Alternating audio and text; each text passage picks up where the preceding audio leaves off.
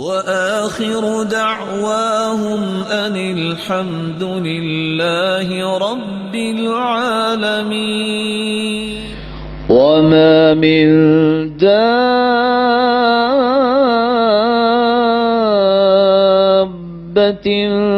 في الأرض إلا على الله رزقها ويعلم مستقرها ومستودعها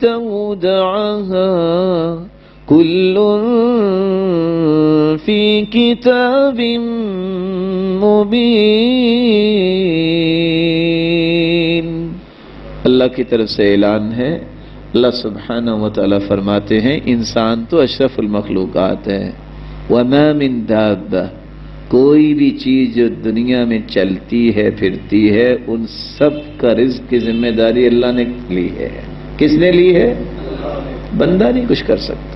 کچھ لوگ کہتے ہیں میرے ہاتھوں کی کمائی ہے، میری 10 انگلیاں کام کرتی ہیں، میرے بھائی جس کے ہاتھ کٹے ہوں وہ بھی تو کھا کے سوتا ہے، اس کی کیا کام کرتے ہیں بال؟ اس کو بھی تو اللہ ہی دیتا ہے نا. اس لیے جب تک آپ یہ فکر اپنے دل سے نہیں نکالیں گے اس وقت تک آپ زندگی کی لذت نہیں لے سکتے. ہر وقت فکر کیا بنے گا، خرچے بڑے ہیں، کیا بنے گا، زیادہ سے زیادہ قبر بن جائے گی، وہ تو بننی ہے. پریشانی کس بات کی؟ پتہ نہیں میرے بچوں کا فیوچر کا کیا بنے گا. تیرا بھی فیوچر اللہ نے بنایا، تیرے بچوں کو بھی اللہ پالے گا.